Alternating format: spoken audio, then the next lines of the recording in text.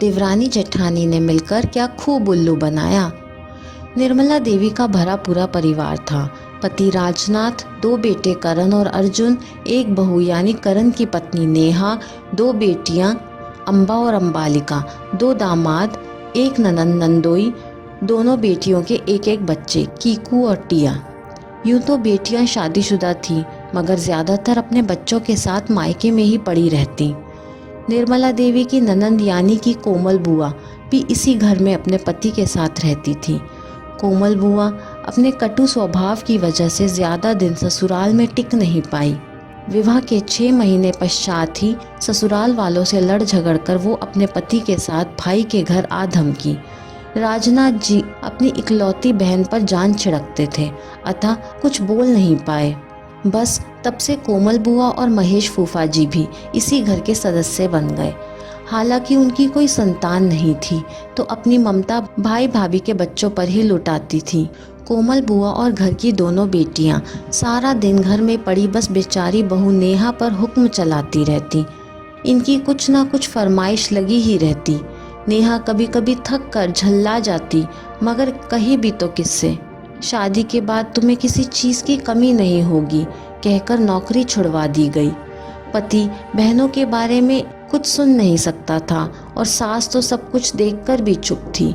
इसी बीच घर के छोटे बेटे की शादी की बात चली। नेहा बस ये दुआ कर रही थी कि कम से कम देवरानी अच्छी मिल जाए। खैर, अर्जुन की शादी हुई। घर की छोटी बहू बनकर नीलम घर में आ गई। अब तो दोनों बेटियां सारा दिन नीलम के आगे पीछे डोलती फिरती। अम्बा, अम्बालिका और कोमल बुआ मिलकर नेहा के खिलाफ नीलम के कान भरने लगी। मगर नीलम एक समझदार लड़की थी। वो किसी की कही सुनी बातों में आने वालों में से नहीं थी। उसने देखा था कैसे नेहा सारा दिन घर के कामों में लगी रहती, 1 मिनट आराम नहीं मिलता था उसे। ऊपर से दोनों दीदियां और बुआ जी हमेशा नेहा को नीचा दिखाते रहते। 1 महीना बीतते बीतते नीलम और नेहा की अच्छी दोस्ती हो गई। दोनों मिलकर सारे काम खुशी से निपटा लेती, फिर बातें करती या नई नई चीज़ें इंटरनेट से सीखती। घर की बेटियां और बुआ जी से बहुओं की ये खुशी बर्दाश्त न होती। वो तीनों पूरा प्रयास करती कि कैसे इन्हें परेशान करें। एक बार नीलम ने नेहा से पूछ लिया, दीदी आप इन लोगों की बातों को कोई जवाब क्यों नहीं देती? कितना परेशान करती हैं ये हमें, खासकर आपको। इस पर नेहा बोली, कहे भी तो किससे, मुंह भी खोला तो घर में कलेश मच जाएगा। तुम्हारे भैया और देवर जी दोनों ही अपनी बहनों के बारे में एक शब्द नहीं सुन सकते, और माँ जी ने तो आंखों पर पट्टी बांध रखी है। वैसे भी उस टीम के 6 खिलाड़ी हैं और हम 2। नीलम ने कुछ सोचते हुए कहा, तो फिर अब मचने देते हैं कलेश। क्या मतलब? नेहा चकित होकर बोली। नीलम आंख मारते हुए बोली, मतलब ये दीदी कि अगर हम दिमाग लगाएं तो 1 और 1 11 भी हो सकते हैं। क्या और कैसे करना है ये अब मुझ पे छोड़ दो, बस आप वही करना जैसे मैं कहूँ। रात को नीलम ने अपने मायके बात करके छोटे भाई को कुछ समझाया और सोने चली गई।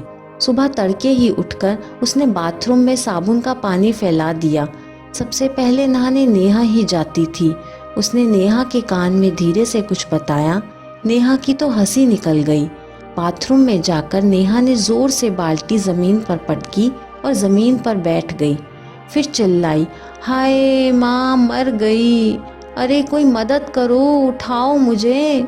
अपने कमरों में बैठे चाय का इंतजार कर रहे सभी लोग चीख सुनते ही भाग आए। देखा तो नेहा बाथरूम में पैर पकड़े बैठी चिल्ला रही है। उधर नेहा चीखे जा रही थी, हाय मेरा पैर टूट गया। नीलम तो नेहा की एक्टिंग की घायल ही हो गई। सबने डॉक्टर को फ़ोन करने को कहा ही था कि उसी वक्त नीलम का छोटा भाई भी पहुंच गया, जो कि MBBS की पढ़ाई कर रहा था। उसे तो नीलम ने रात को ही सब समझा दिया था। वो आते ही बोला, अरे मैं भी आधा डॉक्टर बन चुका हूँ, इतना तो मैं ही चेक कर लूँगा। आधे डॉक्टर साहब ने हल्का इधर उधर पैर घुमाकर देखा और घोषित कर दिया कि जबरदस्त मोच आ गई है, कम से कम 10 दिन तो बिस्तर से पैर नहीं उतरना चाहिए। कुछ दवाई भी बता दी मलहम लगाने और गर्म पट्टी बांधकर रखने का निर्देश दे दिया। अचानक निर्मला देवी को ध्यान आया तो पूछ बैठी, बेटा तुम सुबह सुबह यहाँ कैसे? खबर भी नहीं दी कि तुम आने वाले हो। नीलम बीच में ही बोल उठी, माँ जी वो हमारी दादी की तबीयत कुछ ठीक नहीं, बहुत दिनों से याद कर रही थी। कल रात ही भाई ने फोन पर बताया कि वो लेने आएगा, मगर सुबह आप सबको बताने का मौका ही नहीं मिला। नीलम आगे बोली, अब मुझे तो 4-5 दिन के लिए जाना ही पड़ेगा और दीदी को भी बेड रेस्ट करना है, तो क्यों ना मैं इन्हें भी रास्ते में इनके मायके छोड़ती जाऊं। दीदी का मायका रास्ते में ही पड़ता है। निर्मला देवी दोनों ननंदों और बुआ जी को तो मानो सांप सूंघ गया। अब बहू के भाई के सामने मना भी नहीं कर पा रही थी और दिमाग में ये भी चल रहा था कि दोनों बहुएं चली गईं तो घर का काम कौन करेगा। इतने में ससुर जी यानी कि राजनाथ जी ने बोल दिया, हाँ हाँ बिल्कुल बहू, तुम दोनों जाओ, कुछ दिन मायके में रहकर बड़ी बहू को भी आराम मिल जाएगा। बहुत अच्छा विचार है। नीलम और नेहा की आंखों में चमक आ गई। मगर घर का काम? कोमल बुआ बोली, अरे दोनों बेटियां हैं तो ये कर लेंगी मिलकर, आखिर ये भी तो यहीं रहती हैं, इनका अपना घर है ये, क्यों बिटिया? राजनाथ जी बड़ी बेटी की ओर देखकर बोले। दोनों सकपका गईं और अनमने ढंग से सर हाँ में हिला दिया। राजनाथ जी की चालाकी देखकर दोनों बहुओं की हंसी छूट गई। वो भी अपनी बेटियों के ससुराल छोड़ मायके में बैठे रहने की आदत से दुखी रहते थे। बहुएं तो चली गईं, अब दोनों बेटियों की शामत आ गई। निर्मला देवी और बुआ जी तो बुजुर्ग थीं, ज्यादा काम कर नहीं पाती थीं, तो सारे दिन काम का बोझ अम्बा और अम्बालिका पर ही था। उस पे 2 आफत जैसे शैतान बच्चे, उनके अलग अलग नखरे चलते रहते। इतने बड़े घर में झाड़ू पोछा, बर्तन, नाश्ता, खाना ये सब करना आसान तो नहीं था।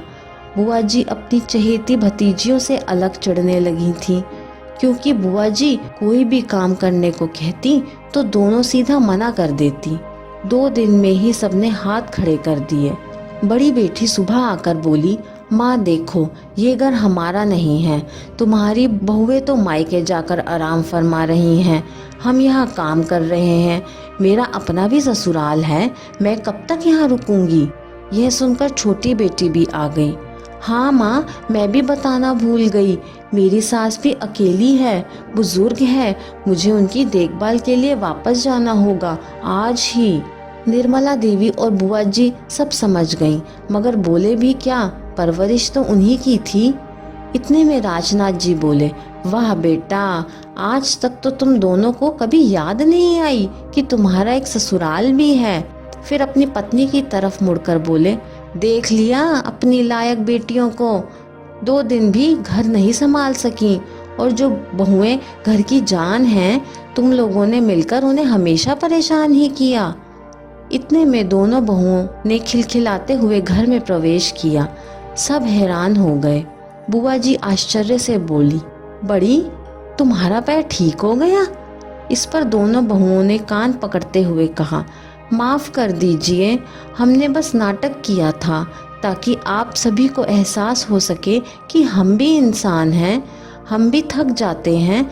मगर जैसे ही कल रात पापा जी ने फ़ोन करके बताया कि हमारे पीछे घर की क्या हालत है, हम खुद को वापस आने से रोक नहीं पाए।